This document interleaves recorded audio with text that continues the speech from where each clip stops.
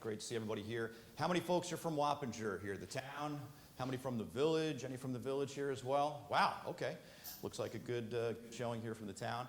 My name is William Beal. I'm the Director of Emergency Management for Dutchess County, and we've been doing this Preparedness program since 2015. Has anyone been to the program before? Oh, you came back for more.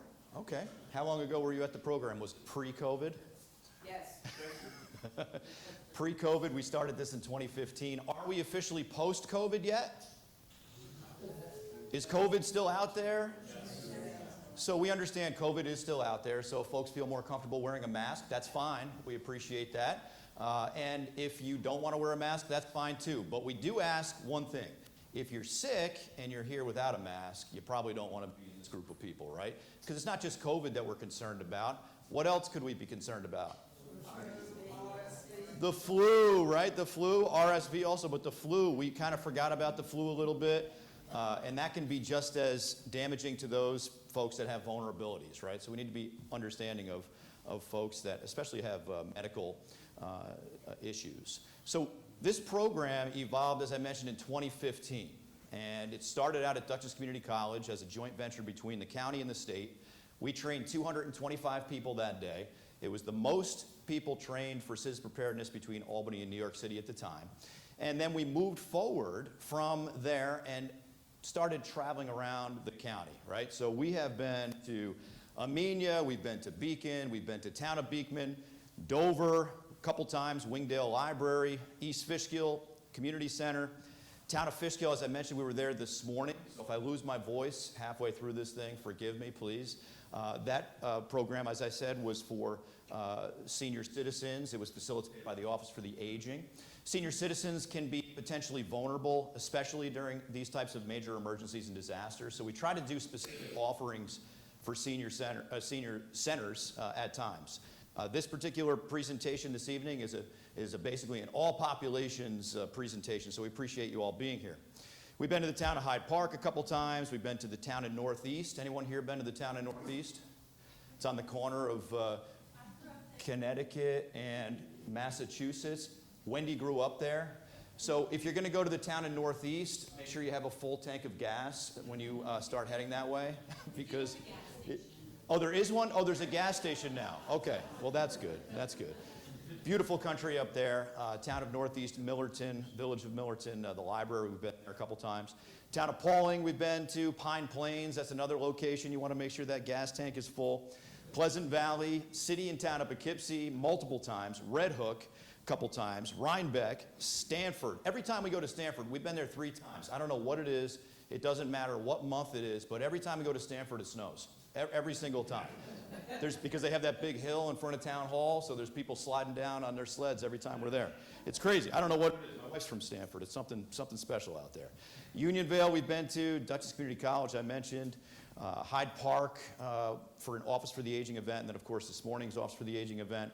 And here we are, town of Wappinger. We've been here before. We've been at the junior high previously presenting this program. Unfortunately, the junior high has no seats in the auditorium right now. They're renovating the auditorium, so they took all the seats out, and we were looking at venues because we knew it was going to be a little tight. They said, unfortunately, unless people are going to stand for the whole presentation, we can't use that venue. So here we are at the town hall. So we've been around, and collectively, believe it or not, I've had the opportunity to provide this training to the municipal offerings, the libraries, the larger events. Basically, any event that these bags are given out, I have been the person that has offered the training.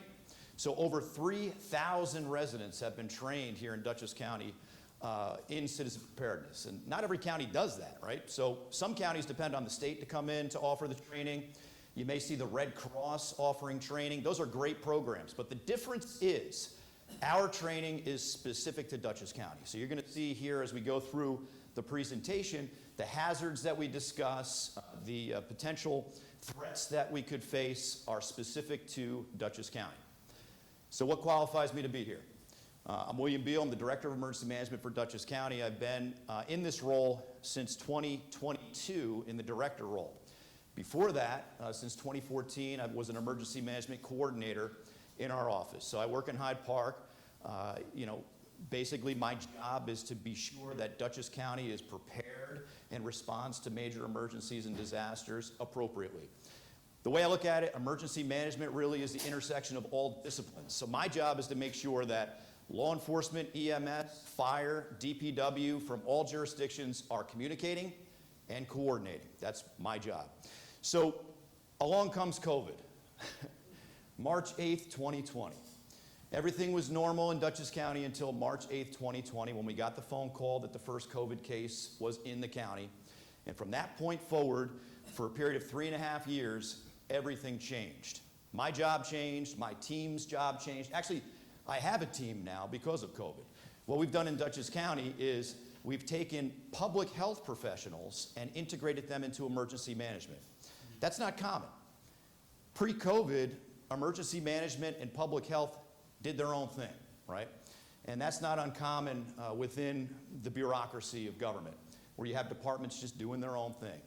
You may remember when COVID began, the guys in the Navy uniforms that were giving the press conferences from Health and Human Services, they had great plans and they had great abilities, but they didn't have the ability to actually set up vaccine locations. They didn't have the ability to distribute PPE. That's where FEMA came in to actually be the arm of logistics.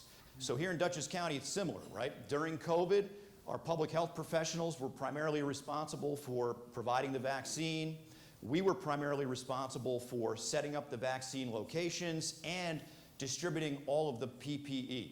And we distributed over 350,000 pieces of PPE from Dutchess County's, from my office in Dutchess County, to all the municipalities in Dutchess County, the hospitals, the nursing homes, the group homes. Remember, in the beginning of COVID, people didn't know what was going on. Our objective was to get N95s on every caregiver in Dutchess County, and we were able to do that. Our objective was to make sure that those that were sick had surgical masks on, so they weren't inadvertently spreading it. And we worked very diligently to do that. One of the members of my team is here this evening. Trish Monk is an emergency preparedness coordinator. She was, I believe, the final director of COVID resources for Dutchess County before we stopped COVID operations. Now, Trish has a background in public health. She is a professional on our team, but she also has training and background in emergency management. So we've effectively integrated the two disciplines in Dutchess County. Not every county has done that. In fact, we are a model right now in the state. They're looking at what we've done and looking at the effectiveness of how are we going to operate post-COVID, right? How are we going to operate on blue sky days with public health integrated into emergency management? So we're basically writing the book. And we're going to talk about some of the services that Trish spearheads in our office. Things like the Access and Functional Needs Registry. These are things you may not even be aware of. They're brand new, right? The Dutchess County smartphone app called Ready Dutchess, which allows us to connect with the residents of Dutchess County. Did everyone get a wireless emergency alert on their phone a couple weeks ago? How many people didn't get it? There's always a couple that didn't get it, and we'll talk about that. But that alert that came across your phone is very important for us in Dutchess County. It's not just a national thing. That platform is called wireless emergency alerting. We have the ability as a county to send out those messages geographically in Dutchess County for imminently life-threatening emergencies. We'll talk about that. And Trish is the lead on that program. Also here this evening, Wendy Cady is here. Wendy is our Medical Reserve Corps coordinator. The folks that are wearing the vests here are from our Medical Reserve Corps. Our Medical Reserve Corps was pivotal during COVID. In fact, you may recognize some of the folks with their vests from the COVID vaccination sites, because we couldn't have done what we did here in Dutchess County without our MRC volunteers. These folks are all volunteers. You don't have to have a medical background to be in the Medical Reserve Corps. 50% are medically trained. The other 50% are non-medical, because we need non-medical people to do things such as logistics, administrative duties, and we need folks that have medical backgrounds to do things such as vaccinations, right? Wendy, how many members do we have on the roster for the Dutchess County Medical Reserve Corps as of today? 1,804. You heard her right. 1,804 volunteers in Dutchess County on the Medical Reserve Corps. That's unheard of across the United States, okay? There are MRCs all across the United States. We have been awarded many accolades for having the ability to retain volunteers in our MRC. Traditionally, when a disaster happens or a major emergency happens, the volunteers get uninterested and they exit. Wendy's been able to keep these folks on board. And how does she do it? She offers unique training for MRC volunteers. They're involved with preparedness events such as this. They're involved in a number of other initiatives we're going to talk about this evening. I got to get this plug in at the front because if you have any thought where you want to put some of your volunteer energy, the Medical Reserve Corps is gold. It's gold, and we can always use more volunteers. So thank you to our MRC members that are here. A round of applause. Some of them are in the room right now.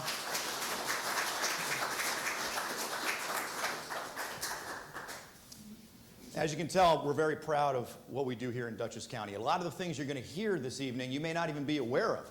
Some of the programs, some of the initiatives we have, we're going to talk about this evening. So, in addition to being the Director of Emergency Management for Dutchess County, I'm from the town of Wapacher. I live here in the town of Wapacher. I'm a councilman in the town of Wapacher. I'm also the Deputy Town Supervisor. I've been here for 17 years in the town. And this is my home. This is your home, right? We want to make sure that we are best prepared for anything that could affect us here. In addition, I have 31 years of volunteer membership in the Houstonville Fire Department, former fire chief, 2001, 2002, when I was young, right? 2001, I was 24 years old. I was fire chief in a fire department, which, you know, I look back now and I go, whoa, that's crazy, right? I'm back now in a chief car. I'm a chief officer in the fire department.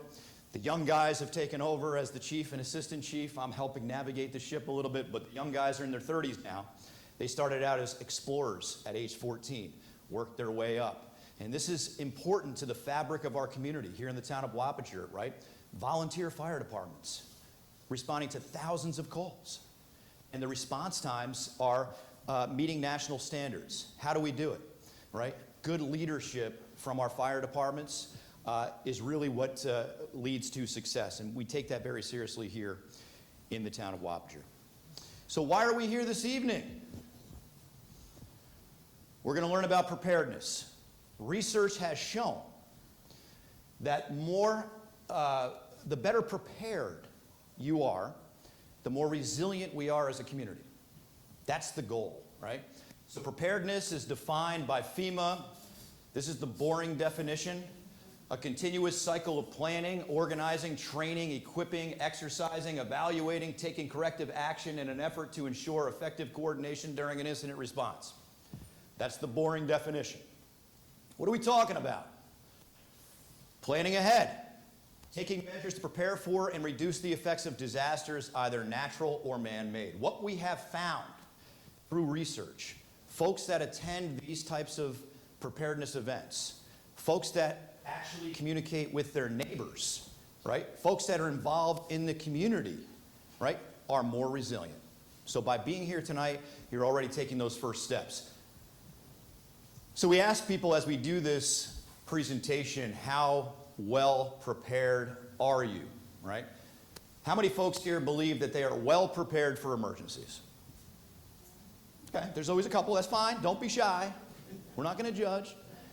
There's always a couple in the room that are well prepared because they focus their priority as being prepared, and that's good. I have thought about preparing for emergencies and have gathered some supplies. Come on, people. Participation. A lot of people have thought about it, right? We're going to gather some supplies. We're going to, you see something on TV, oh, better get prepared for that, right?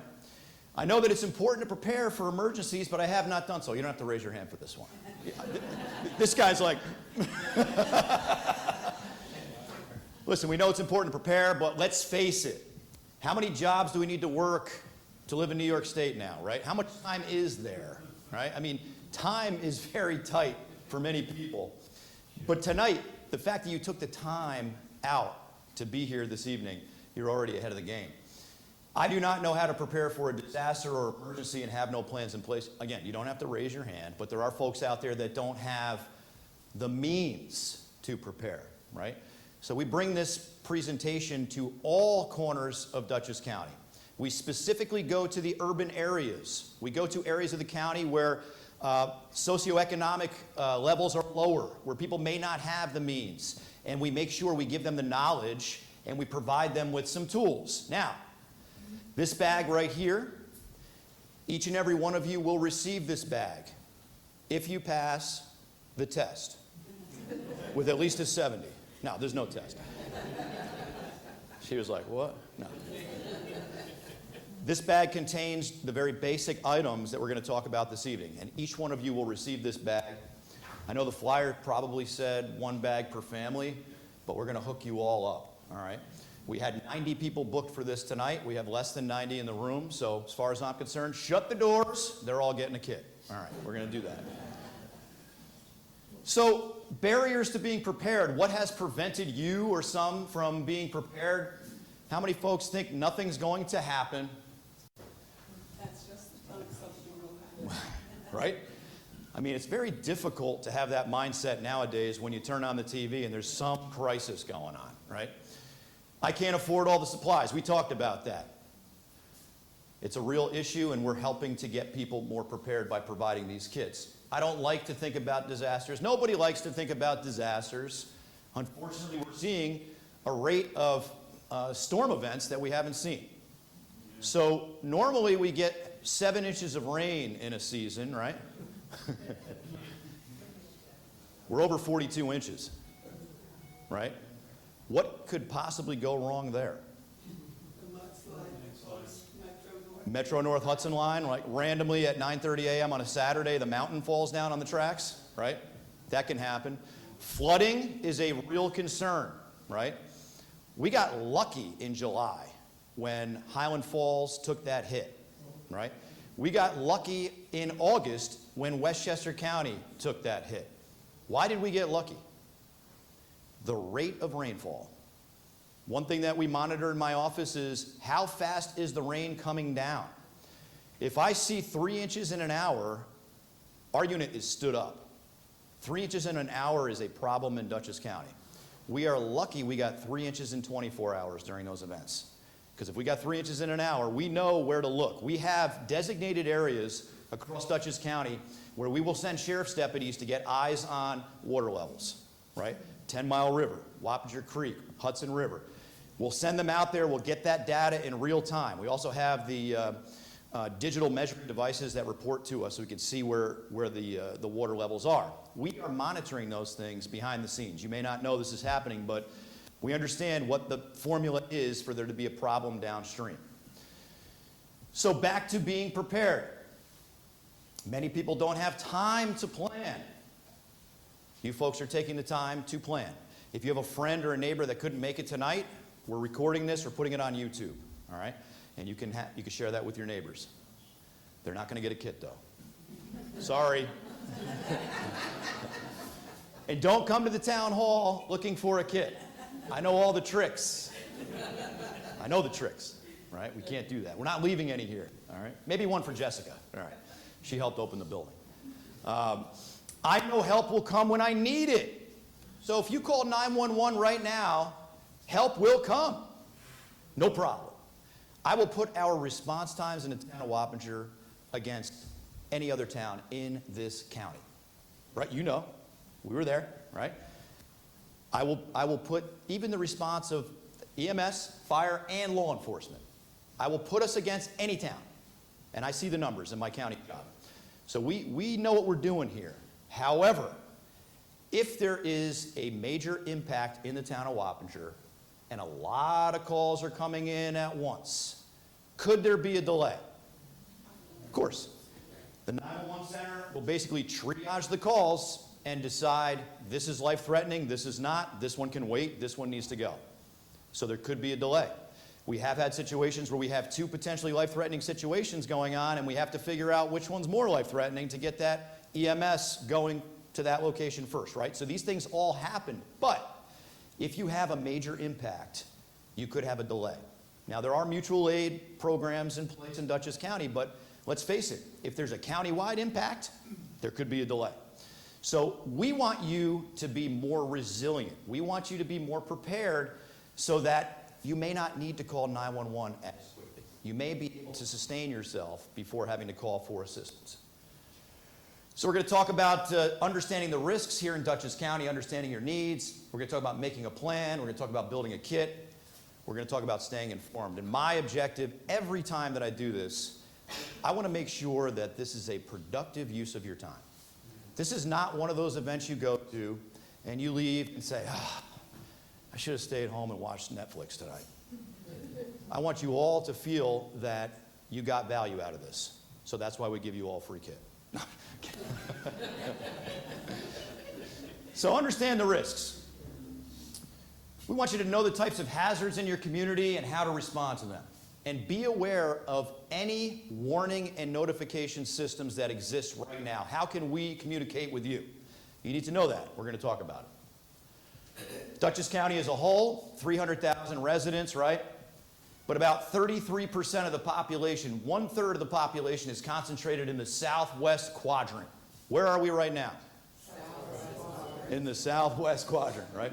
Why does that matter when we're planning for emergencies? Because it's denser population, and therefore more people might be affected at once. Densely populated areas are more challenging to manage and evacuate. If you need to evacuate, right? Or if you need to respond, right? We were in the town of Fishkill this morning, and Route 52 between the hours of 4:30 and 6 p.m. is gridlock. If there's an accident on 84, forget it, because all the cars are pushed off onto 52, right? So that's one example of how challenging it is in this part of the county. How about 9D? Route 9D, I wasn't going to bring it up. But you know, right? Route 9D, how far do you want to be backed up? Do you want to be backed up from New Hamburg Road down to the Village Line? Because that pretty much happens, right? Or do you want to go, what do you prefer, northbound or southbound? We'll go back down to Montclair maybe? I mean, something's got to be done there, right? That's a challenge. So what you need to do as the residents is know the other ways to get around, right? Let's not all jump on the main thoroughfare if we have to get out of an area. Let's understand that there's little top secret thoroughfares like Ketchumtown Road, right? Or Kent Road used to be a top secret thing, right? But those side roads, let's try to stay off the main roads if we have to move to a different location. And we'll talk about that. Because in this part of the county, it is more challenging with so many people. Now, there are some towns that have more cows than people, I think, right? Wendy, is that official now, or is it more sheep? Is it more sheep? Horses. Horses, that's right. Horses. We have more horses per capita, right, than any other county. Yeah. New York State. That's right, in New York State. So Wendy is our agricultural specialist. She oversees the Dutchess County Animal Response Team. We'll talk about that. If you want to get involved in learning about pet first aid and animal safety and rescue, that's another whole avenue within the Medical Reserve Corps. It's a great group of people. I know nothing about agriculture. I've learned so much from folks that have been farmers, the networks that they have, and really it parallels emergency management because farmers have plans, right? You know, we think we're going to jump in and get involved when there's a barn on fire. The farmer already has his backup on the phone. It's already being worked out. So we appreciate the agricultural aspects of our county. We look at the demographics. 18.5% of the population is over 65 in Dutchess County. 18.4% of the population is under 18. 8 to 13% of the population is under 65 of age but has a disability, right? The reason why we bring that up is because we have to plan for everyone. We have to have specific plans for folks with all abilities. That's what we call it now. We try not to say special needs anymore. We say all abilities. We do say access and functional needs, though, within certain contexts. Dutchess County borders along the Hudson River. What can go wrong there? Flooding can happen, right? It's the tidal estuary. It's moving two different directions. Back in 2012, during Hurricane Irene and Lee, all of a sudden people started taking pictures of Warriors Park underwater. People that lived there for 40 years said, I've never seen that before. Is that a red flag? Yeah, that's a red flag. Now, they have built up the shoreline now to try to prevent that using mitigation funding, which is federal money. But we're seeing flooding, we're seeing storm events at a rate that we haven't seen previously. The Hudson River also has what floating up and down it? There's recreational boats. I'm not concerned about the recreational boats. I'm concerned about those barges that have hundreds of thousands of gallons of what? Fuel, right? We had a situation a few years ago where a barge grounded in the village of Catskill. Why do I care? Because they don't get run down the street. I got water intakes in Rhinebeck, right? So we get notified immediately if there's something going on that river so that we can take corrective action. Those water intakes had to be shut off just in case there was a leak.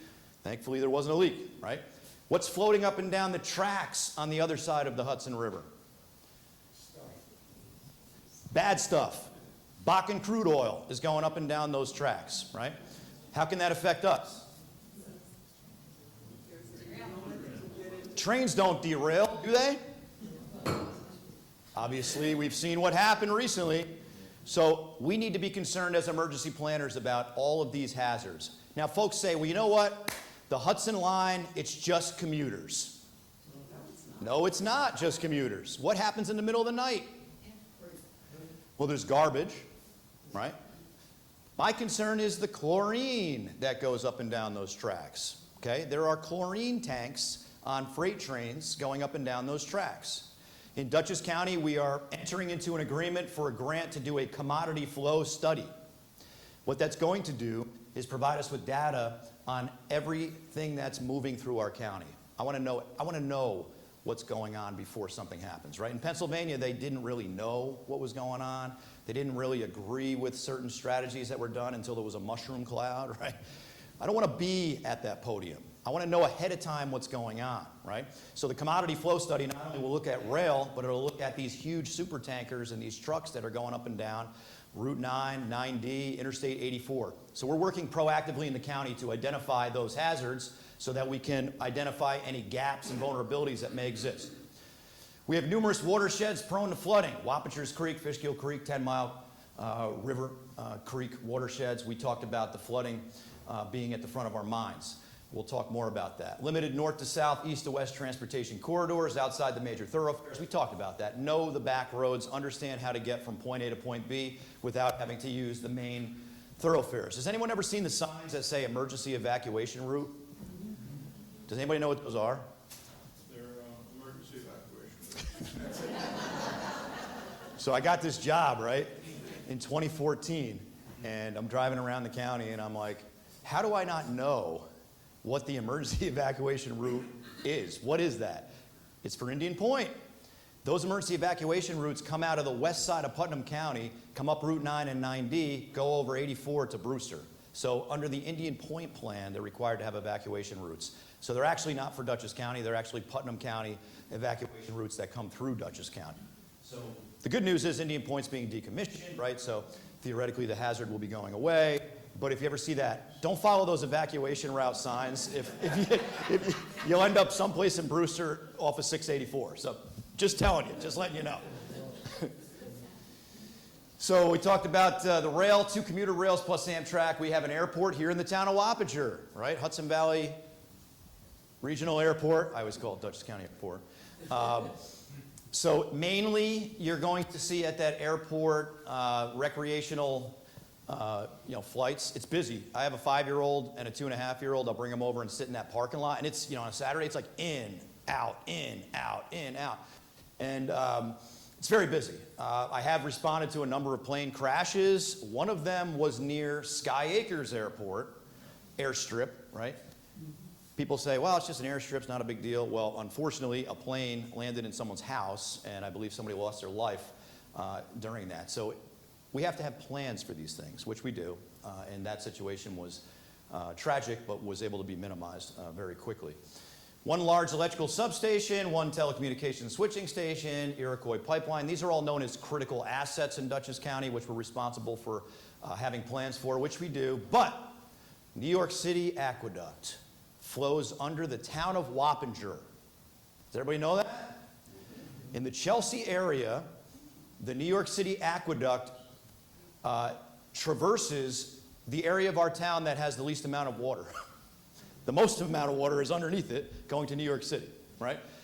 The New York City Aqueduct, you may see the New York City DEP, Department of Environmental Protection police driving around, or you'll see the DEP hazmat trucks. Those are all assigned to protect the aqueduct, because what could go wrong?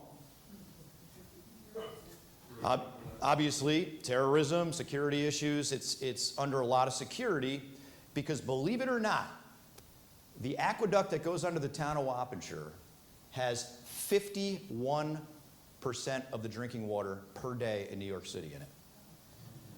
That is true. So that much water is flowing under the town of Wappingshire to New York City to make the pizza dough rise properly.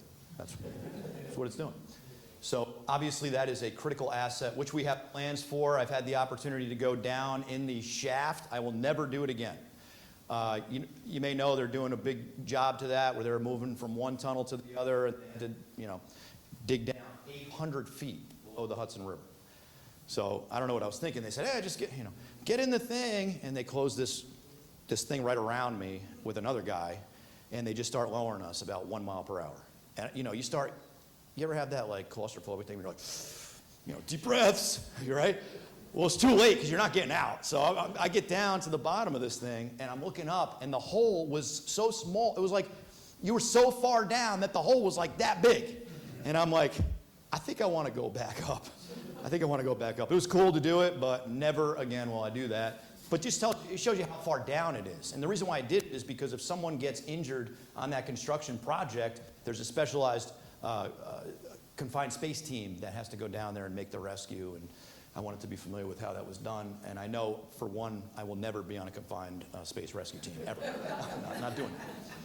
Dutchess County attracts many people to many events. That is the Dutchess County Fair.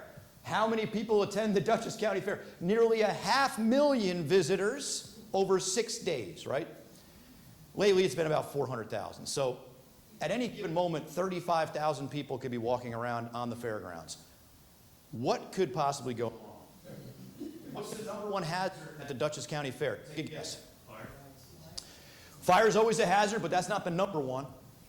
What impact could occur and affect the most people? We'll put an asterisk next to COVID, all right? We're done with that for now. Weather. Weather. The last week in August, right? The most severe thunderstorm warnings of the year, right? Humidity. So the Dutchess County Fair has a robust plan for weather. They are in constant contact with the National Weather Service. In fact, my predecessor in this role is now the emergency manager of the fair. And the Dutchess County Fair monitors weather in 3 locations. One of them is at the command post where the state police are. Where else do you think they're monitoring weather at the fairground? Livestock Hill. No, not at Livestock Hill. The grandstand. Yeah, that was my next step. Why? Because you got that stage, right? And you got the speakers cranked up in the air and all of the trusses, right? Don't go on YouTube and look this up, but there have been situations where wind can come in and take those stages down. So if wind gets over a certain point, they crank everything down. They cancel the concert. We've had to do that a couple times. The other spot at the fairground that they monitor weather is the Midway. Why? Because we have the largest Ferris wheel on wheels in the United States there. So when wind gets to a certain point, it has to be shut down. All the rides have to be shut down. So there's 3 points of weather monitoring at the Dutchess County Fair. In Dutchess County, we have other mass gatherings as well. Coming up, if you are a fan of Mardi Gras and Christmas at the same time, you can go to Sinterklaas in Rhinebeck. Sinterklaas is a parade that attracts 10,000 people for 1 hour. I'm not kidding.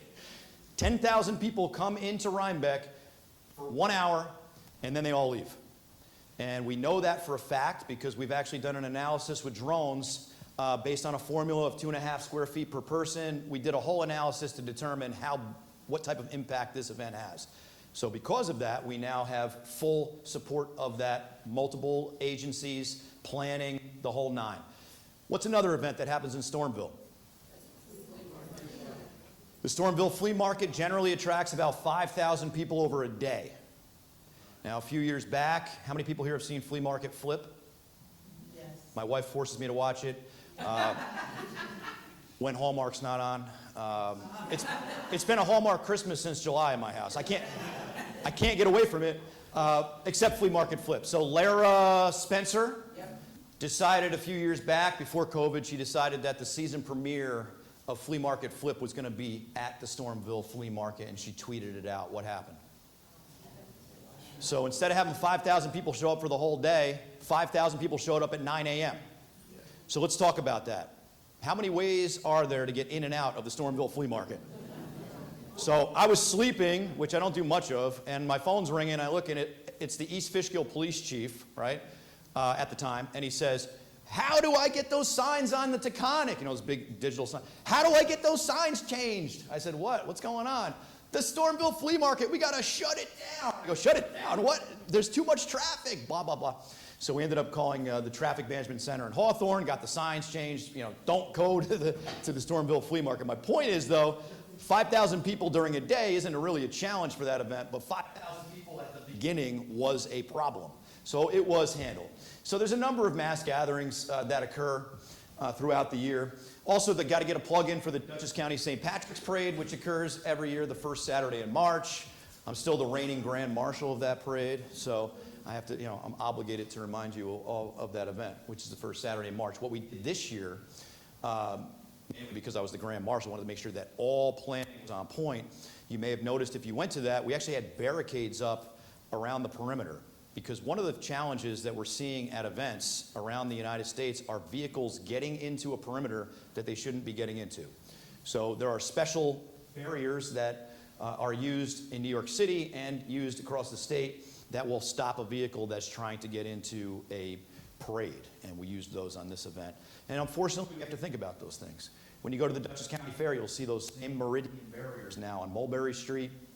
You'll also see in the food court at the fairgrounds, those big planters that have trees in them, those are actually filled with concrete. Those are really there as a barricade to stop a vehicle that could enter that area. So there's things that are, things that are done to protect the public. So we want to understand the risks. Now, public health emergencies and pandemics, I will admit, was not number one on the list ahead of 2020. We were not even talking about it. We really weren't. It was not on our radar. It is now. Flooding, excessive heat, extreme cold, thunderstorms, winter storms, tornadoes, other high wind storms. Do we get tornadoes in the town of Wapager? Yes. We do. For some reason, they always seem to be near Red Oaks Mill.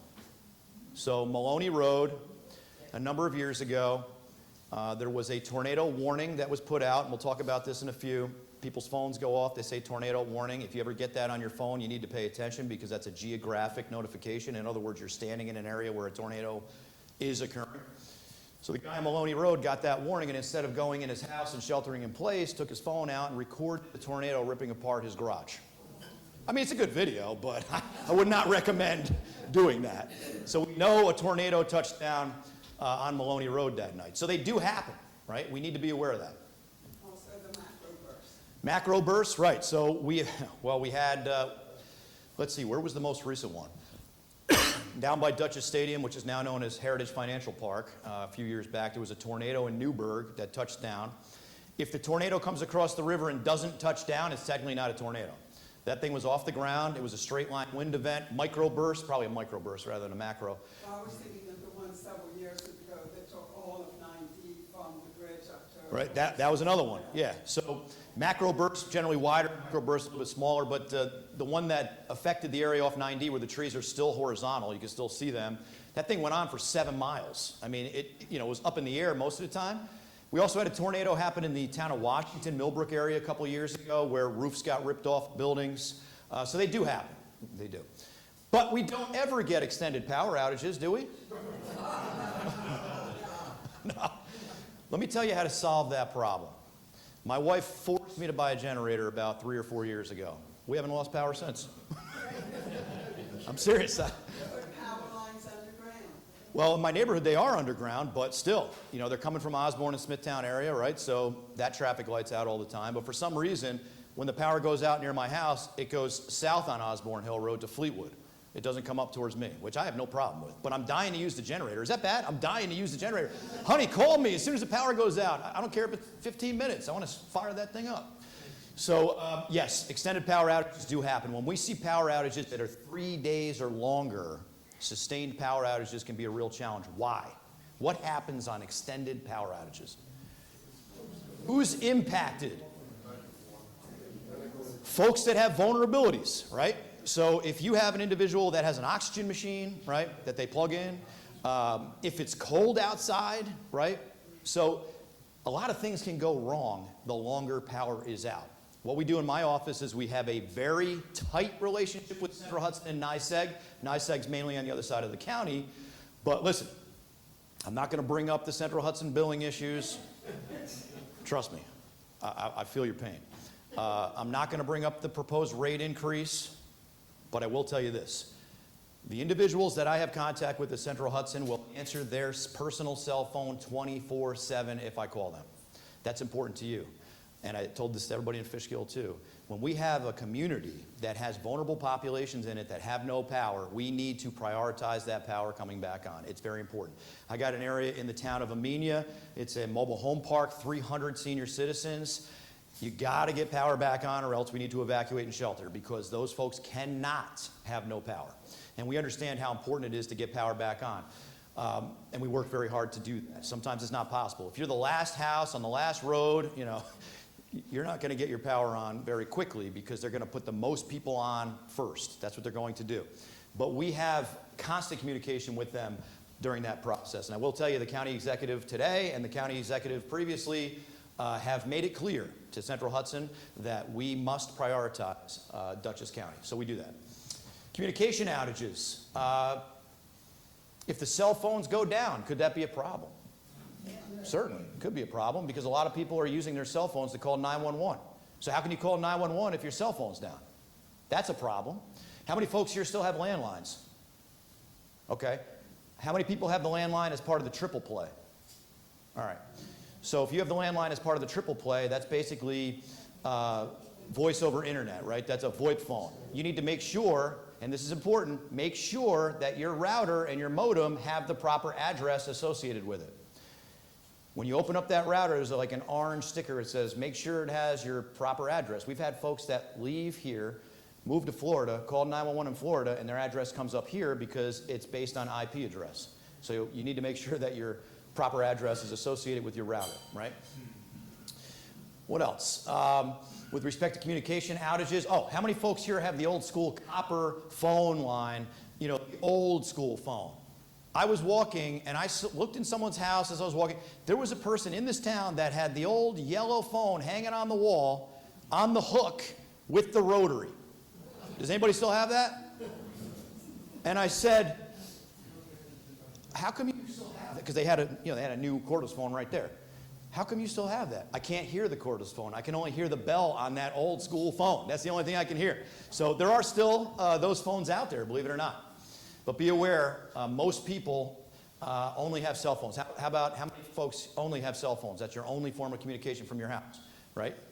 What we're seeing is over 60% of the cell phone, or 6% of the 911 calls coming in, at least, are coming in from cell phones only, right? So what else can happen? Supply chain issues. We really never talked about supply chain issues until we couldn't get toilet paper.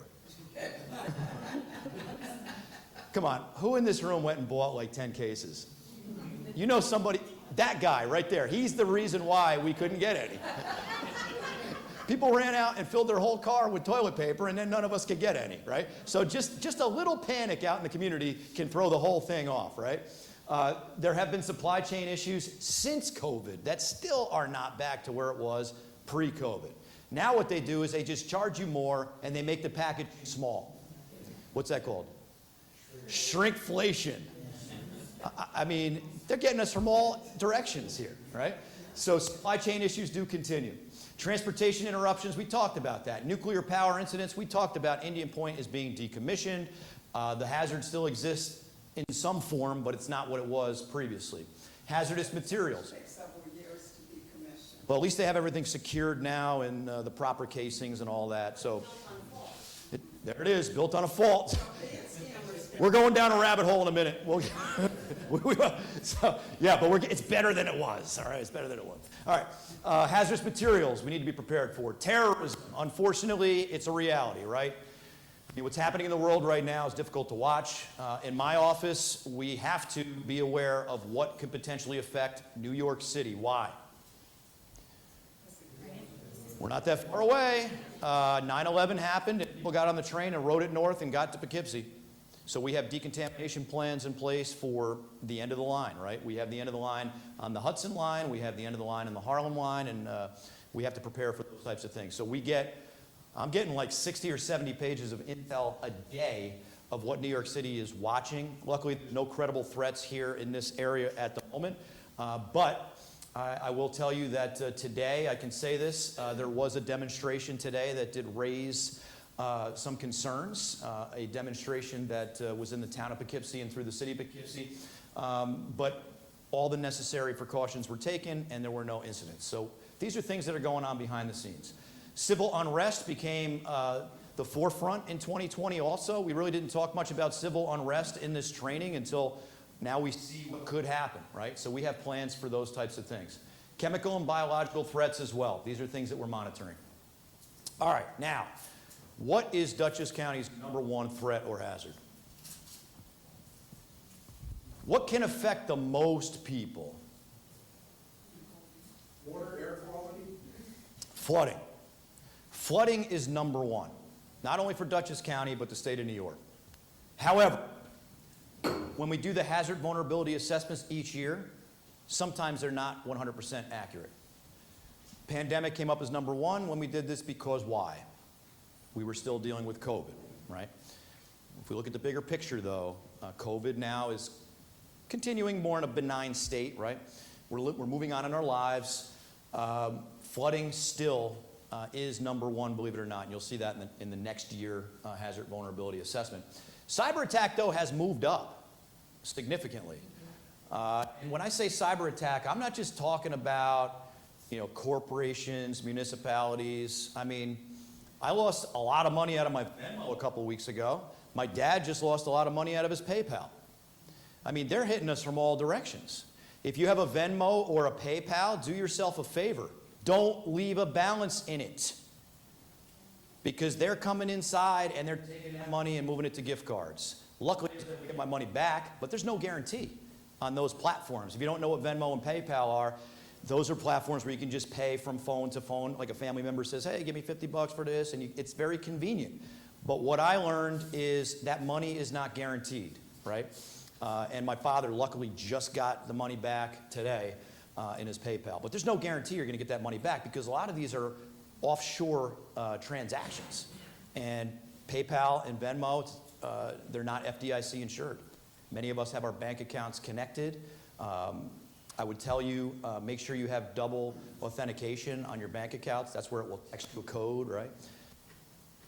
Believe me, cyber attack is not just what we envision when we see it on the news. It's hitting everybody. We talked about sustained power outage. It's still on the list. Civil unrest has moved up mainly because of some things that have happened in this country. Active shooter. Why would that be in our top 10? Poughkeepsie, the Marriott, Unfortunately, 5 it months happens. ago. That's a good point. So the gentleman pointed out that here in Dutchess County, we had an active shooter situation at the Marriott on South Road, right? Now, many people did not associate that as an active shooter situation. I responded to that scene. I provided support to the law enforcement. We had to evacuate the folks from the hotel. And as the investigation continued, and if you followed that news story, that individual not only murdered someone in that lobby, went outside the building and started spraying the building. Not only the building adjacent to the Marriott, but he was shooting across Route 9 also. So that was an active shooter situation.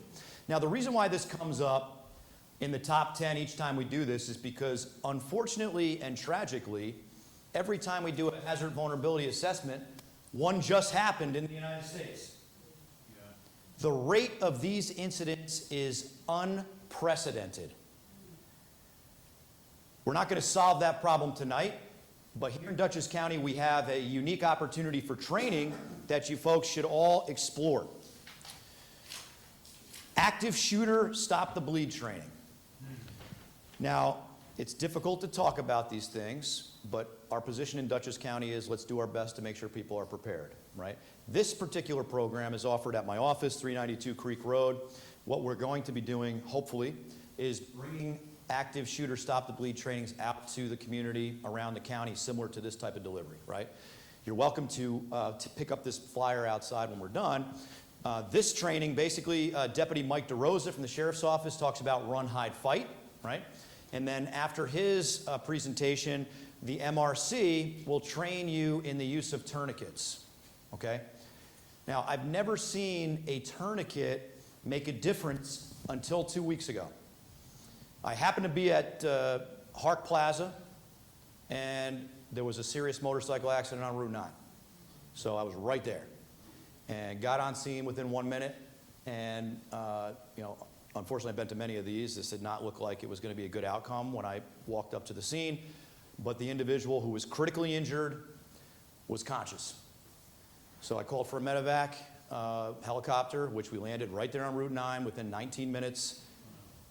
But there was a passerby who was an EMT off duty, who had 3 tourniquets and put all 3 tourniquets to use within 2 minutes and saved that person's life. Never seen a tourniquet make a difference like that before, but I can tell you that individual, who is still alive, by the way, I just got a call the other night. I thought it was going to be the call with the bad news, but it was the call with the good news. They just took him off the vent, and he's now breathing on his own, and he's alive. Unfortunately, he is going to be disabled, but he is alive. So that said, if you have an opportunity to learn stop the bleed training, please take that, because it can not only come in use during an active shooter event, it can come in use in your daily lives, and hopefully you never have to use that skill. Major transportation accident. Well, across the river, we just had a situation involving a charter bus that crashed, right? It has been identified on our hazard vulnerability assessment that could happen here in Dutchess County as well. Are we prepared for that? Yes, we are prepared for that. As difficult as treating and transporting 55 patients, we have the ability to do that. There are mass casualty incident trailers pre-deployed around Dutchess County. You don't see them because you're not supposed to see them, but they are at different locations. So if we had a train accident, a plane accident, or a bus accident, you're going to be able to handle that very quickly. Hazmat release in transit can happen, right? Hazmat release, how about Barton Orchards? What happened out there? Barton Orchards had a propane truck that was making a delivery and had a mechanical failure. The operator of the vehicle recognized the mechanical failure, evacuated the restaurant and the building adjacent because she knew the pilot lights were on the grills between the 2 buildings. Couldn't shut it off. And within 5 minutes, you saw what happened. Blew up. It didn't blow up. It ignited and burned the buildings down, but nobody got hurt. So these things can happen. We prepare for these things. Hurricane, tropical storm, wind event. Do we ever get a wind event here in Dutchess County? Or here in the town of Wapacher? Yes. What generally happens when there's a wind event? And when trees fall, what do they generally take out? Power lines. So you see Central Hudson up there with their crew. Well, it's a third-party crew that's trimming back even further the vegetation to try to prevent that from happening. Billion-dollar disasters are a big deal. This particular year in 2017 was the first year that we saw the California wildfires take off, right? The reason why we use this slide is the number of multi-billion-dollar disasters. We're seeing a rate increase in the number of disasters that we encounter. The reason why we're here is we want you to understand that you must be prepared to help yourself and your family in a disaster first and foremost. That is the foundation of what we're doing. You and your family are really the bottom of this pyramid for a reason. We want you and your family to be better prepared and be more resilient. Next up on the pyramid, immediate neighbors, right? We want you to be talking to your neighbors, right? There's this one guy on my street that refuses to wave back when I drive by. I don't get it, right? Everybody's got that one. So I'm going to go knock on his door and say, hey, what's up? The The reason why I'm stressing this is research has shown that network, your family and your immediate neighbors and your community as a whole, make you more resilient, right? You're here right now as a community to be more resilient. Local government comes into play, right? So when you call 911, the first responders, your local government, they will respond as part of this pyramid as well. But if there's a major disaster going on, they may be delayed. You need to be able to help yourself. We want you to understand the role and responsibility of government in a disaster, right? County government. When the local government doesn't have the resources to meet the mission, they'll call me. I have additional resources on the county level that I can apply. If I don't have what they need, I'll call the state. The state government will provide me with additional resources. And you may see in the news those large trucks that they use to evacuate people during floods, the swift water rescue teams, things like that, they come from the state, right? So we have access to those resources. Then the federal government, which is what? FEMA.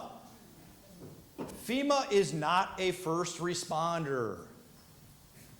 FEMA will not be responding, okay? They're not going to be there in the first few hours of the incident. Yes, they do have task forces, right? The best of the best, FDNY, NYPD, New York City, they have a task force that will respond to other areas and assist with specialized rescue. That takes 72 hours though, right? FEMA's responsibility is to do what?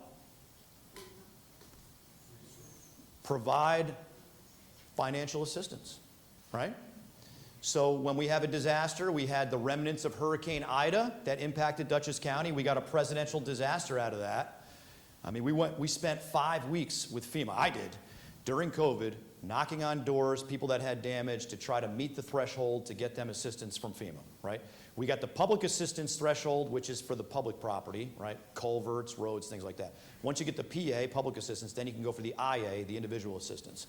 We were able to get it in Dutchess County. We got a presidential declaration. People that lost their entire homes. How much money did they get from FEMA?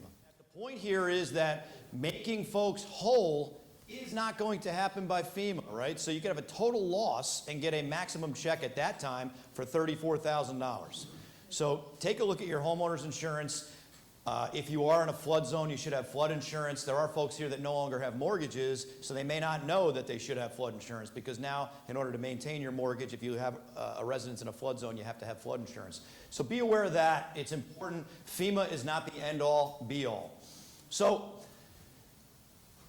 who we're planning for matters in preparedness and response. I talked about earlier the fact that we have to accommodate everyone, right? Individuals with physical disabilities, individuals with limited English proficiency, the elderly or infirm, children, individuals with disabilities that affect communication, individuals with social and emotional disabilities, individuals with cognitive disorders. If you or a family member has any of these attributes, we encourage you to plan ahead. Plan ahead. When planning, consider personal care, right? Do you need assistance with activities of daily living, such as grooming and dressing, right? We have folks in the town that are aging in place, right? That's what we see more of now, right? My father was the director of the Office of the Aging for many years. Then he got too old to be the director of the Office of the Aging, I guess. So he retired. Now he's 84 years old, but he lives by himself. He's aging in place, right? I talk to him every day to make sure everything's good, but you know, as he continues to age, we want to make sure we're planning ahead, right? Does he have everything he needs if we have to evacuate? Water service, do you need water for your daily medical care? Personal care equipment, transportation, adaptive feeding devices, electricity-dependent equipment. These are all things that we want you to be planning for if anyone in your family or your life has these types of special needs, right? So talk about making a plan. We want to make a personal preparedness plan. We want a family communications plan. We want to talk about shelter in place, evacuation. We'll talk about these things. Now, your personal preparedness plan should include descriptions of limitations or accommodations, medical conditions, or functional needs if you have anyone that meets those criteria. List of medications, medical supplies, durable medical equipment needs, power and space needs. We encourage folks that have these specific needs to sign up for what we call the Dutchess County Access and Functional Needs Registry. We have applications out here on the table. If you or a family member has specific disabilities or is unable to evacuate themselves, We want you on this list. What this does is it gives us direct contact with you if we have to do an evacuation or if we have an issue in an area of the county. We're actually calling these folks to make contact and make sure that they have a network in place. It helps responders plan for individuals who may need special assistance, right? So if we have folks in my fire district that have specific challenges, right? They can't get out of their house, they're non-ambulatory, they're on home oxygen, we have a list. That list is connected to the CAD at 911, so if we're responding to a fire at a house where an individual is wheelchair bound, we'll know as we're en route to that address point that this address point contains an individual who's wheelchair bound, because that's going to change our approach if we're going to a fire. This list is meant for those who live independently or without live-in support and would need to be helped by others to leave their location. It's a free voluntary tool that's confidentially maintained. We don't share information that's on this list, obviously. It's maintained by Trish and I and one person in IT. Those are the only people that see this. However, if I need to share it with the fire chief during a disaster or a law enforcement agency during a disaster, we will do that. The family communications plan, getting the family together. Keep a written log of phone numbers. Why? If you drop your cell phone in a puddle, Yeah. have a backup, right? Write it down, the important numbers at least. Know how to get information from community resources. We'll talk about that. If you have a child in school, know how your child's school communicates and conveys information and instructions. Wappingers does a great job. I have a 5-year-old at Evans. If the buses are going to be 15 minutes late, I'm getting a text message, which is great. Utilize text messages and social media, radio messages, how to communicate with your family, right?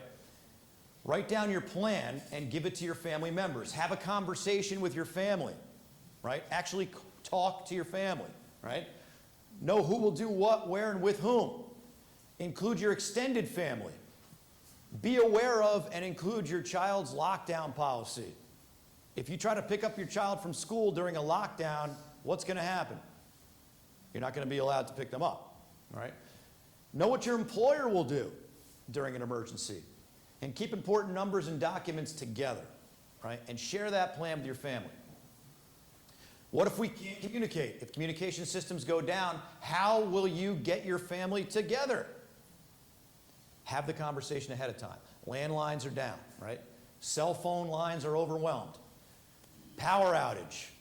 If we have a power outage and you can't charge your cell phone, how do you charge it? Make sure you have a car charger that works, right? Or those little battery packs. If the internet is down, for the millennials and Gen Zers, that could be a crisis. All in itself, right? Could happen. Have backup forms of communication. Text may go through, even if you try to call and it says all circuits are busy. Text may still go through. Share communication plan with your family. Know how you're going to communicate. Use a third party to let family members know you're safe. Like if you have a family member that lives in town on the other side of town and you can communicate with them, they can communicate back to those that you can't get a hold of. That's one way. Have those mobile charging packs if possible. Decide where to meet in the event of an emergency. Pick 3 locations. Home, a pre-identified relative or friend who lives nearby, and a pre-identified location out of the immediate area. Have that conversation now, right? So if you have a relative that lives in town, say, hey, listen, if we can't get back to our house, we're coming to your house, right? Same thing for the pre-identified location out of the immediate area. Practice and review. I just had this conversation with my 5-year-old. It was fire prevention week last week or the week before. You know, Liam, if the smoke alarms go off in the house, what are you going to do? You know, go to the closest exit. Where are we going to meet? You know, have a meeting place, right? We remember this from back in the day, right? Where are we going to meet? Remember, family members may become separated. Landlines and cell phones may not work. Cell phones may become overloaded with calls. And again, text messages may still go through. Consider what you may have to do to overcome these issues ahead of time, right? Let's think about this ahead of time. Make a plan. Shelter in place. Emergency alert. Severe weather. Shelter in place. There are 2 types of weather events that your phone will make a different type of noise. Actually, it's the same noise that went off a couple weeks ago for the national test, right? The wireless emergency alert. 2 types of weather alerts. Tornado warning and flash flood warning. Both of those are imminently life-threatening, actionable items. If you get a tornado warning on your phone, that means you are in the vicinity of an actual tornado. Well, it's based on rotation. So when they see the rotation at the National Weather Service, they send that out to that area. I could tell you it's challenging because severe thunderstorms can become tornadoes very quickly, and sometimes that alert may go out after it already impacted. So if you do get that, that means there is a tornado in your vicinity. You need to shelter in place. All right? Find a safe area to shelter in place. Do these alerts override do not disturb? Yes. Okay. The challenge we had during the test a couple weeks ago is if you are in an employer, a workplace, and you are connected to a VPN, which is a private network, we're finding that some of those phones did not activate to that alert. If you're in a VPN, it's like a firewall, so they're gonna figure out how to fix that. But for the most part, most phones did go off. Right. If you receive a flash flood warning, you really don't want to shelter in place if you live in a valley. You want to seek higher ground if it goes off. Those happen very fast, right? Susan just talked about a flash flood. That happened very quickly. The storm could be over and the flash flood could happen. So be aware that these are actionable items. Seek higher ground. We'll say that when this alert comes through. In some cases, you may have to shelter in place and create a barrier between yourself and the outdoor threat, known as sealing the room. For example, if you had a hazardous materials release in the area, we'll talk about that. Use common sense to assess the threat. Continue to follow instructions from first responders, your municipality, and Dutchess County Emergency Management. Don't forget your pets. Don't leave them outside. Bring them in. And your family. Bring your family inside too.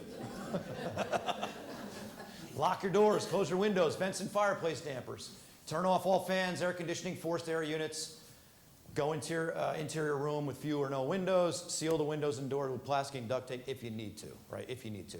The Colonial Drive fire last week, big apartment building on fire. Luckily, nobody was hurt. We told the folks in the other buildings to close your windows, turn off any air intake devices, right? Because you don't want to suck that into the house. Shelter in place. They say be prepared to stay in your home for 5 to 7 days. Hopefully that doesn't happen.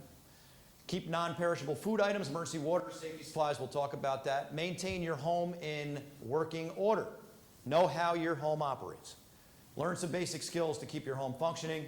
Listen for instructions from local authorities. That's a radio right there, folks. All right. Radios still exist. We do use radio to provide important information. The emergency alert system is what broadcast radio and broadcast television use to communicate. That was also tested a couple weeks ago. The problem with television right now is a lot of people are streaming, and those wireless, or I should say, those emergency alerts are not making it through the stream. They're working on developing a way to do that. That's a challenge. In radio, I can tell you personally, I do radio every morning. Not many radio stations have live people in them. So what happens is when they send the EAS alert through, it'll just automatically go over the station, and it may be like a robotic voice talking. You could tell if your radio station is live because in your favorite song, if you hear an EAS test kick in the middle of the song, that means that there's no one there. If you hear the EAS test after somebody talks, that means there is somebody there. But I can tell you most radio stations do not have live people in them. Evacuation planning. Evacuations occur hundreds of times each year, not necessarily in Dutchess County. They can occur with very little or no time to spare. What's one example of a quick evacuation being needed? What's that? Maui. Oh my goodness. That right there. What a tragedy that was. And that's another whole, we'll do another whole night on that. But emergency notification there was a challenge. The wireless emergency alert, they say, went out, but the cell phones were down. Cell towers were down. The tsunami sirens were not activated because they were afraid people were going to run, into the fire, right? That fire was moving 1 mile a minute. 1 mile a minute. That is no exaggeration. There's a story of a guy who doesn't know what's going on. He comes out of his house. here's a lot of commotion, goes down the road and looks and sees a wall of fire coming. By the time he gets back to his house, it's already on top of him. They have to jump in the ocean. That's how fast this thing was going. So I'm not going to Monday morning quarterback anything out there. And Lahaina, beautiful. I mean, I went there for my honeymoon. It was incredible. And to look at those pictures now is just heartbreaking. So have a plan where you and your family will meet, with members leaving from home, work, school, and other locations. If for some reason we can't get back to the house, like I said, this is where we're going to go. Have a family point of contact outside your immediate local area. We talked about that. Family members can check in. Before an emergency, identify a safe place where you can evacuate with your pets. Okay? Right now, if we open up shelters in Dutchess County, bringing your pet into a human shelter is not allowed. Why? Allergies, things like that, right? So we have to co-locate an animal shelter. It is a challenge. It is a heavy lift. Plan safe potential evacuation routes. We talked about that. Know your local routes. Make plans for an ultimate destination. Once you're outside the area, make arrangements with family. If a family member is in a congregate care facility, like a nursing home or an adult care facility, they may have their own plans. You need to know those plans ahead of time. Be familiar with those plans, because you may not be able to go pick up your loved one and just take them. They may already be gone. They may have moved them somewhere already. Keep needed supplies and medications available. Plan for all emergencies. Plan ahead for how and where to evacuate with your pet. We talked about that. Quick evacuation plan, route. Have the conversation with your family on how you're going to do this. Assess your buildings, building exits, mobility aids. Have these conversations and considerations when you are doing evacuation planning. Where do I evacuate to in Dutchess County right now? Where do you evacuate to right now? You're not going to have an answer. You know why? We have a number of shelters pre-identified, but we're not going to light those shelters up until we know specifically which ones we're going to open. Why would we do that?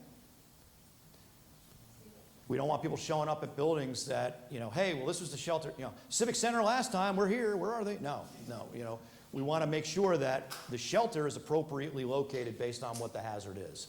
So on our app, which we'll talk about in a minute, you could click on the app, it opens up a map, and it will show you which shelters are open, okay? Because one of the problems they have with pre-identifying these shelters, putting it out there in the public, is people will just start showing up at these places that aren't open.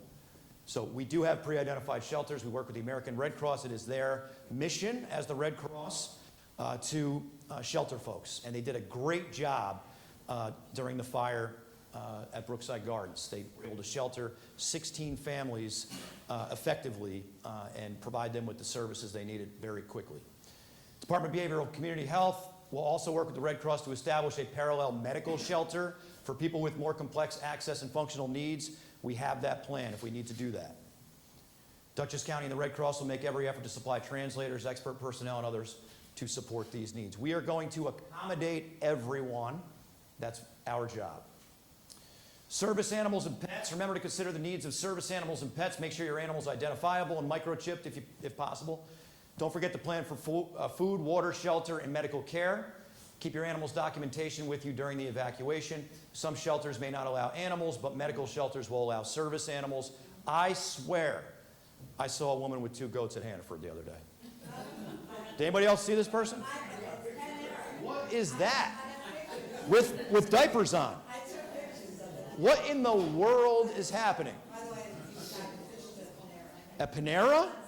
They made the rounds. They couldn't get into Adams. I know that because Adams doesn't.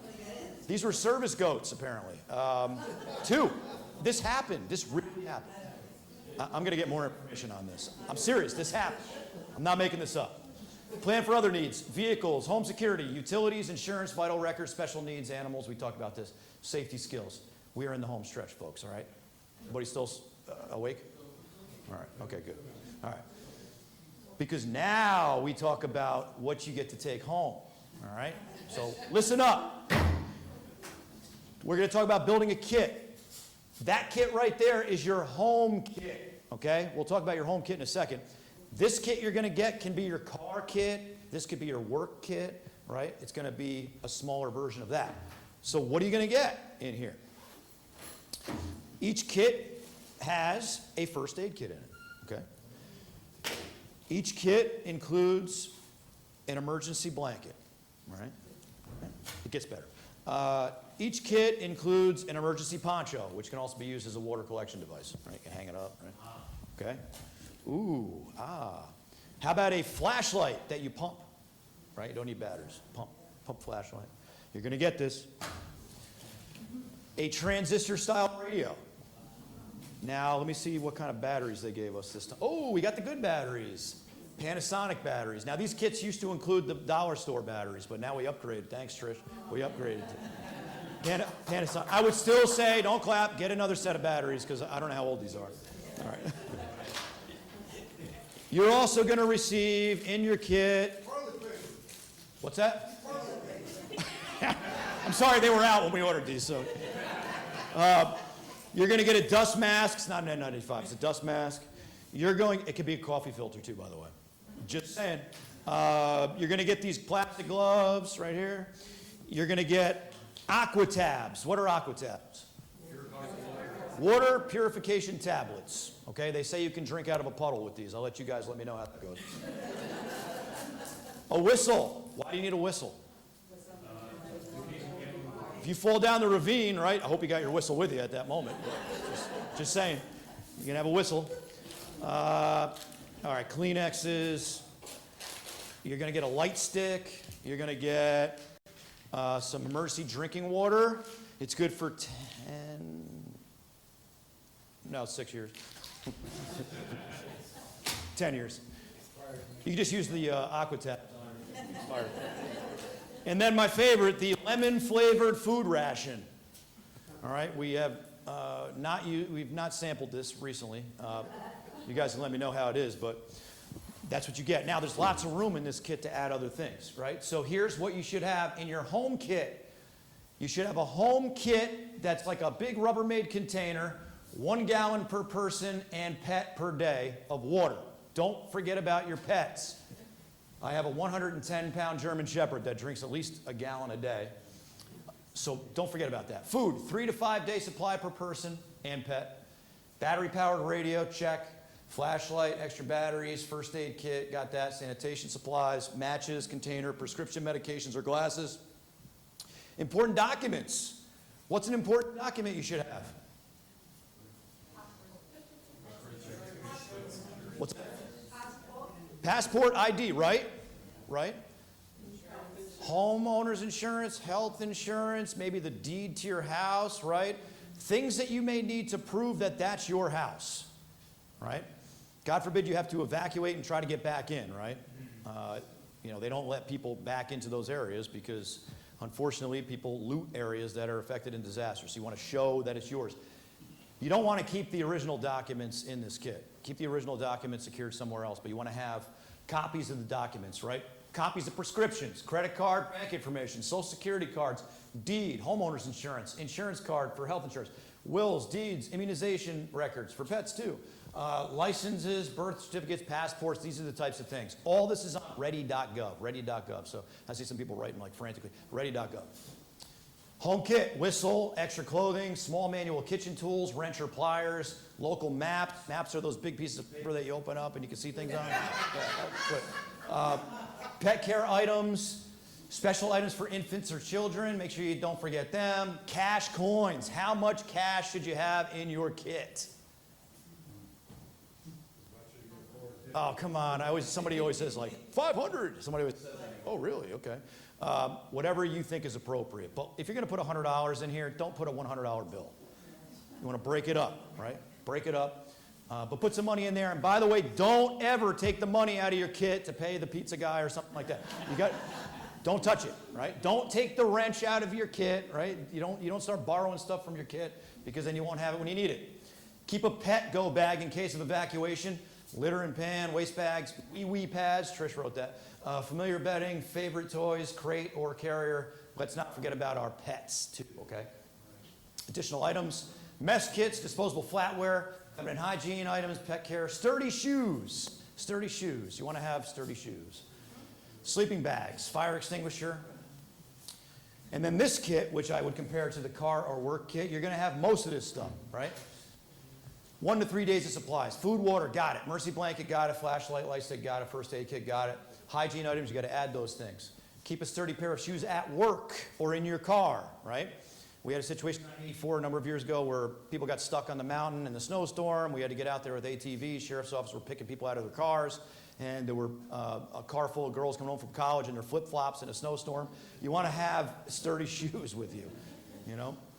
Think about that. Unfortunately, we look back to 9/11, right? People had to evacuate their workplace, and they were wearing no shoes, or, you know, some of the ladies had their high heels on trying to walk a mile. So if you're going to have one of these at your workplace, go ahead and make sure you have some shoes. What else can you put in this kit? There's lots of room. This is a starter kit. So what else can you put in here? Duct tape. There it is. There it is, right? Basically, whatever else you think you're going to need, you can put in here. Make sure you add to your kit, right? Scissors, knife, you know. Scissors. Well, if you get good duct tape, you can rip it. If it's good. Not the dollar store duct tape. You got to get the good duct tape. Stay informed. This is the last home stretch here, folks. We are almost to the finish line. We want you to understand how we can communicate with you, all right? So, we talked about the emergency alert system. We talked about wireless emergency alerts. Don't turn the wireless emergency alerts off on your cell phone. Now, we saw those conspiracy theories before the national test, right? People were like, oh, it's going to activate the COVID vaccine in my blood. No, I mean, it's like, they said that. They said it, right? Trish, did they not say that? We were like emailing back and forth going, is this real? Like we thought it was a joke. No, there was this legit effort to get people to turn their phones off. Don't lie. How many people turned their phones off so they didn't want to hear the alert? Okay, no one's going to admit to it. One person in our last class did. I said, when you turned it on, did it go off? No. Okay. So don't turn your alerts off on your phone. When you go into your settings, they are defaulted on. Okay, you'll see presidential alert. You got to keep it on. You'll see wireless emergency alert. Keep it on. Because it's not just the federal government that is going to use that platform. We will use that platform here in this town if we need to get a message to the cell phones. We will use the same platform, right? So keep it on. How many people have a weather radio? All right, so weather radio, right? I got this job, and I said to my wife, who at the time was a police sergeant, I said, honey, I got this new job. I got to know what's going on. I'm going to get a weather radio, put it in the bedroom. That lasted 3 days. So you can set your weather radio up for Dutchess County, but you're going to get every watch, warning, some advisories, the thing's beeping all night. I mean, I woke up one morning, it was across the room. I don't even think it still works anymore, but I have it in my office now. I told the 911 center, just call my house and wake me up if something's happening, because the weather radio just did not work out very well in my house. But it's a great tool if you want to know what's going on. You're going to hear everything, I'm just telling you right now. Speaking of hearing everything, New York Alert is the state's platform for notifications, nyalert.gov.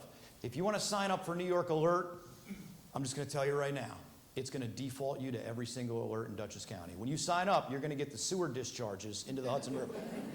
I'm serious. You're going to get them all. You're going to get every single alert because you got to go back in and you got to uncheck all the boxes. And I told the state, I said, you can't set this up where everything is default because people will just opt out. But, you know, they didn't listen. So if you sign up for it, you're going to get every alert. So what should you do? You should download our smartphone app, Ready Dutchess. Ready Dutchess is our mobile smartphone app. You can download it on your phone. It's free. This gives us the ability to communicate on a blue sky day directly to you about different things that are not necessarily on the level of a wireless emergency alert. You're also going to get the weather alerts on our app, and there's a number of other things. I'll get to that in a second. On Facebook, we run Dutchess County Emergency Management. That's Trish and I that run that page. On a blue sky day, which is a day like today, and by the way, this Saturday is going to be the first Saturday that it doesn't rain, right?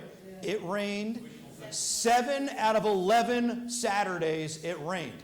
This Saturday, it's going to be 80 degrees and it's not going to rain, all right? I hope I didn't just jinx the whole thing. Dutchess County Emergency Management, we put training opportunities up there. We talk about things we do at our office, MRC. We share all the MRC posts. They have their own Facebook page too, Medical Reserve Corps. But during emergencies and during events, we'll put information up there, critical information about shelters, evacuations, things like that. That is Facebook. The Twitter or the X or whatever you want to call it, at Dutchess Alerts is the same feed. We just push it over to Twitter also. So, back to the app, Ready Dutchess. This is what it looks like. It works on iPhones, it works on Androids. You're going to get regional weather alerts. You're going to get closure and power outage updates. You're going to get shelter and cooling center locations. And all these things, you can choose not to get them as push notifications. You can just choose to get what you want, right? Training calendar for the events. Now that we're post-COVID, hopefully, we have all these different trainings that are going on. You can be in the inner circle. Pet first aid training is coming up, December 12th. This is a good one. Actually, it's probably sold out already, is it? Nope, not yet. Not yet. This will be sold out. The first day we have. Oh, you heard it first. Pet first aid, Tuesday, December 12th at our office, 392 Creek Road. Is it Dr. McNamara, who is an incredible veterinarian.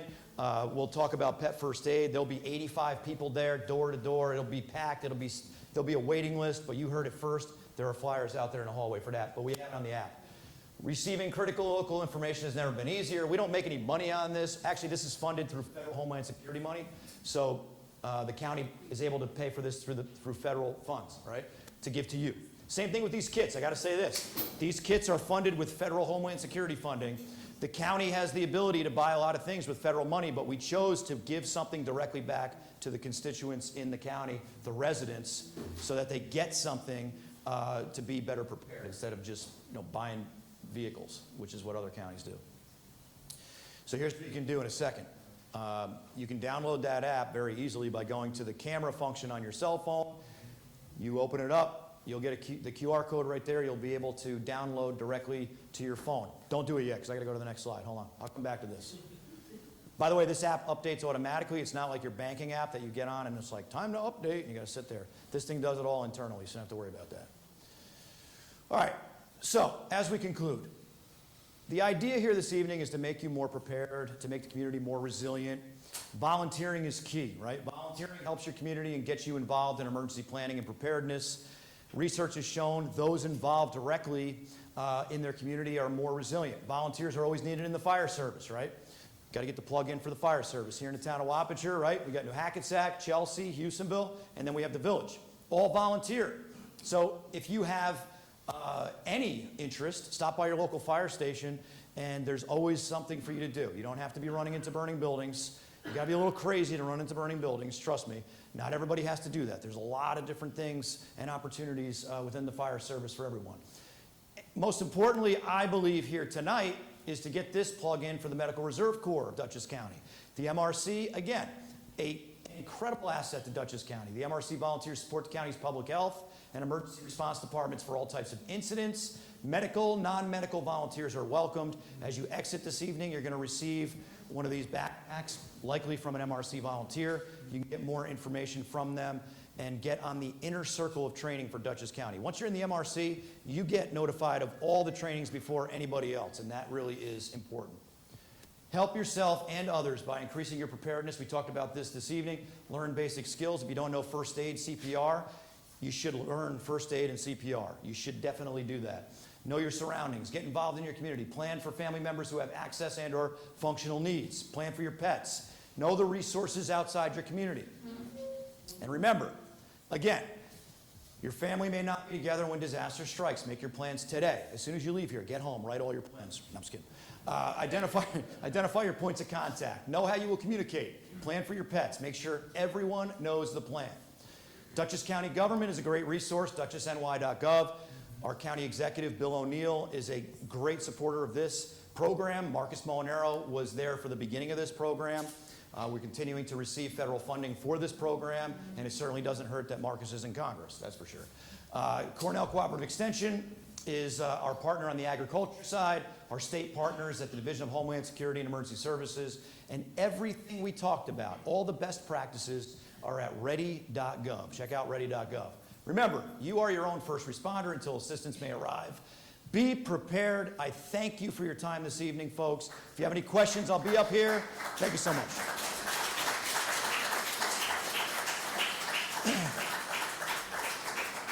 Go ahead. This is PowerPoint.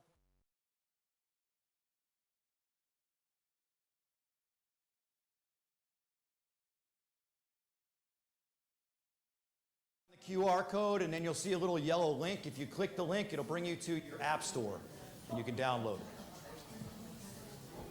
All right. Thank you. All right, DJ.